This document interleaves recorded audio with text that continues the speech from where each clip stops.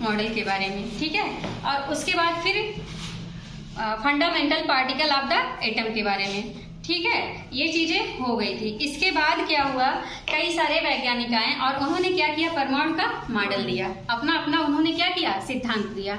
जिसमें सबसे पहला सिद्धांत जो आता है वो है जे थॉमसन का परमाणु मॉडल। किसका है, जे थॉमसन का परमाणु मॉडल।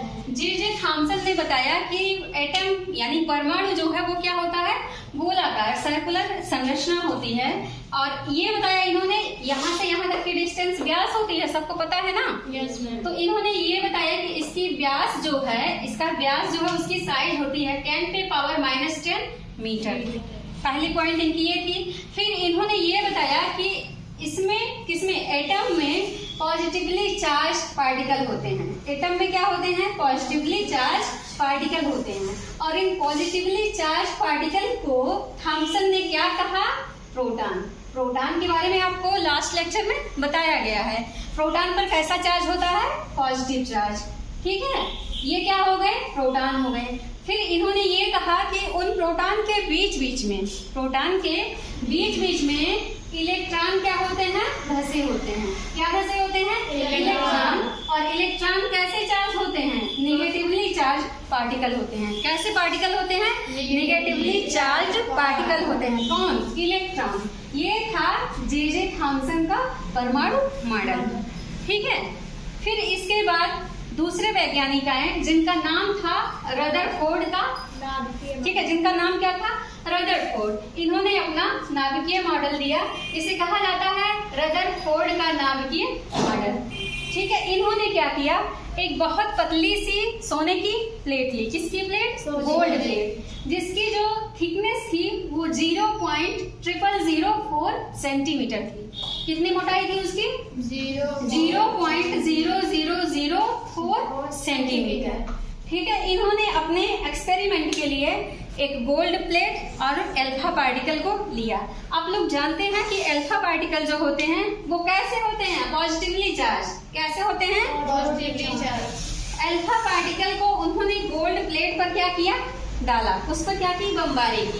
तो जब इन्होंने बमबारी किया अल्फा पार्टिकल का, तो इन्होंने देखा कुछ अल्फा पार्टिकल ऐसे थे जो बिल्कुल सीधे सीधे आर पार हो गए उस झिल्ली से, ठीक है। कुछ ऐसे थे जो कुछ दूर तो गए लेकिन उसके बाद उनका मार्ग जो है वो क्या हुआ, विचलित हो गया, ठीक है। तीसरे टाइप के जो पार्टिकल थे वो कुछ ऐसे अल्फा पार्टिकल थे जो गए तो लेकिन टकरा करके प्लेट से फिर सीधे वापस आ गए, ठीक है। इस बेसिस पर रदरफोर्ड ने कुछ कॉन्क्लूजन निकाला। उसमें से जो कॉन्क्लूजन्स हैं उसे हम यहाँ देखेंगे। पहला पॉइंट जो है वो ये है, उन्होंने ये बताया कि ये जो सेंटर है किसका, एटम का, परमाणु का सेंटर जो है ये कैसा है, पॉजिटिवली चार्ज है। कैसा है, पॉजिटिवली चार्ज है। और इसी को इन्होंने न्यूक्लियस नाम दिया। क्या नाम दिया, न्यूक्लियस का मतलब क्या होगा, नाभिक। क्या नाम दिया, इसीलिए इस मॉडल को नाभिकीय मॉडल कहा गया, ठीक है।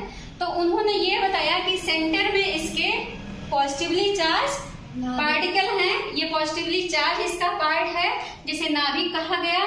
और पॉजिटिवली चार्ज क्या, कौन से पार्टिकल होते हैं, प्रोटॉन। कौन से होते हैं, प्रोटॉन। उन्होंने ये भी बताया कि इसी नाभिक में परमाणु का वॉल्यूम जो होता है वो क्या होता है, ये पूरे परमाणु के वॉल्यूम के कंपैरिजन में इसका वॉल्यूम जो होता है वो बहुत कम होता है, लेकिन इसका जो भार होता है वो इसी में टोटली लगभग निहित होता है। ये पहली पॉइंट थी। फिर उन्होंने ये बताया किसने, रदरफोर्ड ने, कि न्यूक्लियस के चारों ओर, ये नाभिक जो है इसके चारों ओर negative charge electron, negatively charge कौन से पार्टिकल होंगे, इलेक्ट्रॉन।